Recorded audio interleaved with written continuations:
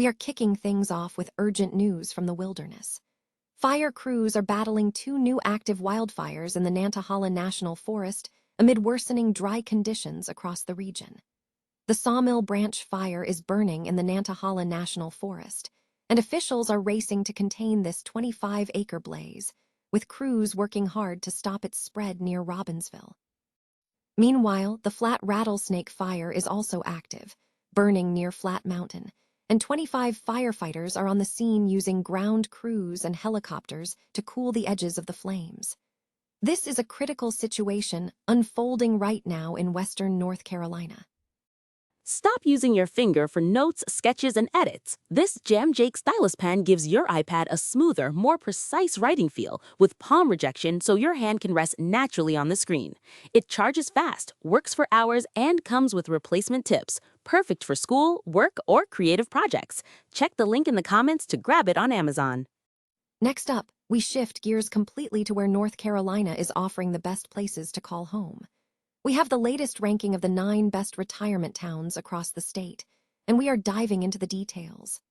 Blowing Rock is highlighted as a premium mountain town near the Blue Ridge Parkway, while New Bern is featured as a compelling river town with strong healthcare access and attractive housing options.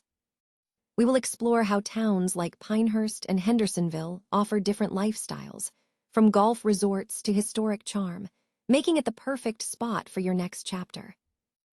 Our third story brings us to the ground shaking across the state. We are covering the report of a 2.4 magnitude earthquake that was felt in Randolph County on Friday morning near Randleman. While the magnitude was relatively small, this event reminds us that seismic activity is present, and we look at what this means for residents in that area. This is a quick but important update on the geological activity we are tracking. And finally, we turn our attention to the challenges facing our agricultural backbone. North Carolina farmers are working overtime to battle severe drought conditions as production costs continue to rise. Jenna Dupree is out at Grasshopper Farms picking strawberries, while farm operator Joshua Logan discusses how widespread dry weather is forcing them to increase watering regimens and seek ways to cut expenses. This is a tough season for growers, and we'll continue to follow how these environmental pressures impact the food we eat. Stay with us for more updates. New wildfires are actively burning in the Nantahala National Forest, western North Carolina, as dry and windy conditions persist, increasing the risk of further ignition. Fire crews are currently engaged in battling 2 active incidents, the Sawmill Branch Fire and the Flat Rattlesnake Fire. The Sawmill Branch Fire, covering 25 acres, was 5% contained as of Friday morning, improving to 35% containment by the afternoon. The blaze is located approximately 12 miles east of Robbinsville in the Otter Creek Road area, and 40 firefighters are working to control it. Suppression efforts on Thursday involved ground crews and aircraft, following 0.3 of an inch of overnight rain. The Flat Rattlesnake Fire, measuring 20 acres, was 20% contained by Friday afternoon. This fire ignited north of Flat Mountain, about 3.5 miles north of Highlands, and is being tackled by 25 firefighters. Crews have established control lines and utilized helicopters to drop water to cool the fire's edge, with plans to work directly on the perimeter on Friday to enhance containment. In response to the worsening drought conditions, fire restrictions are now in effect across the 4 federally managed forests in North Carolina, including Pisgah and Nantahala National Forests in the western region. These restrictions prohibit all open burning and campfires outside of designated developed recreation areas within these national forests. Furthermore, a statewide burn ban remains in effect for all of North Carolina. While there are currently no reported closures, drivers are advised to avoid Dewey's Road, where crews are operating. The causes of both wildfires are currently under investigation. North Carolina is showcasing a diverse range of retirement destinations, with WorldAtlas ranking 9 towns that balance affordability with high-end amenities, primarily driven by excellent healthcare access and proximity to major outdoor escapes. The list features options spanning the state, from premium mountain retreats to charming river towns. Blowing Rock, situated near the Blue Ridge Parkway and Moses H. Cone Memorial Park, stands out as a premier mountain town, appealing to those seeking scenic trails and a refined village atmosphere. For more budget-conscious retirees, New Bern offers a compelling river town lifestyle, featuring Tryon Palace and a median housing price around $337,460. In the Sandhills, Pinehurst is a strong contender, relying on First Health Moore Regional Hospital for medical services. The village is defined by the Pinehurst Resort and the Donald Ross-designed golf course, complemented by the Village Arboretum and Historical Archives. Hendersonville, nestled in the Blue Ridge foothills, provides access to UNC Health Party, with local attractions including jump-off rock overlooks and the Carl Sandburg Home National Historic Site.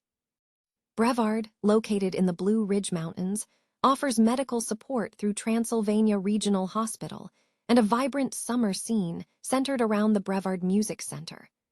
Residents benefit from easy access to Pisgah National Forest for water activities. New Bern, where the Neuse and Trent rivers converge, anchors regional healthcare with the Carolina East Medical Center. The town's historic appeal is highlighted by Tryon Palace and the birthplace of Pepsi Store, alongside waterfront views from Union Point Park.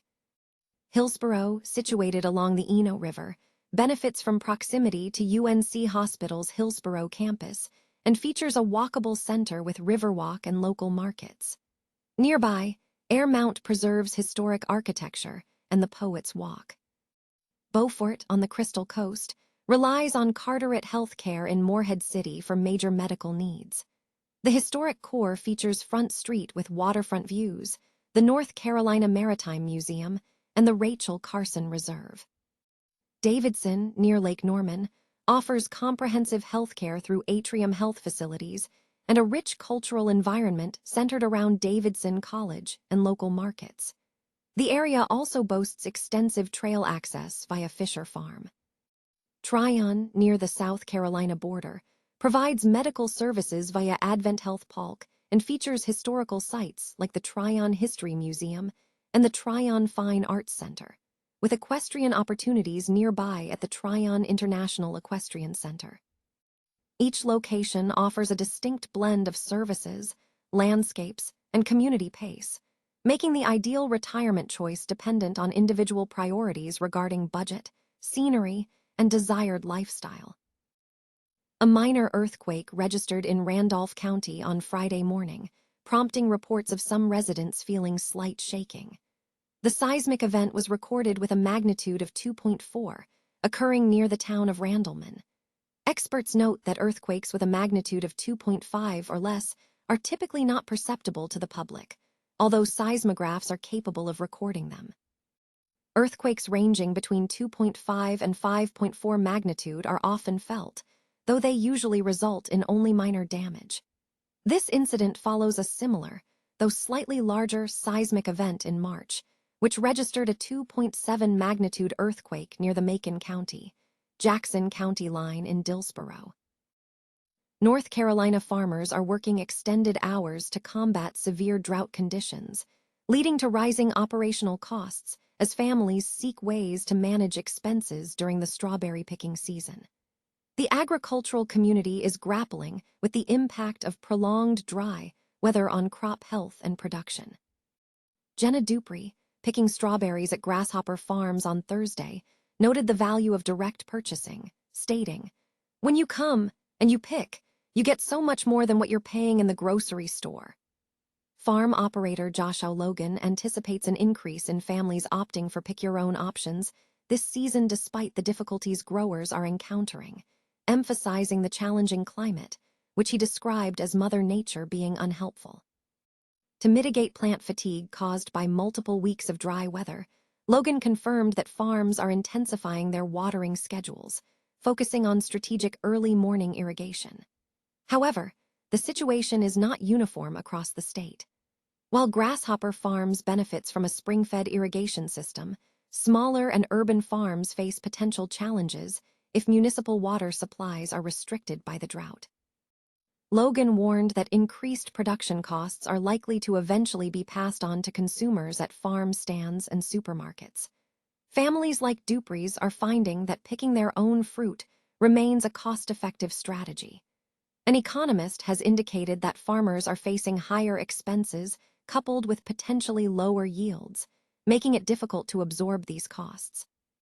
The widespread drought has prompted the U.S. Department of Agriculture to designate 82 North Carolina counties as natural disaster areas, qualifying farmers for emergency loans and relief programs. The ongoing effects of the drought continue to create significant uncertainty for North Carolina's agricultural sector as growers prepare for what is expected to be a challenging season.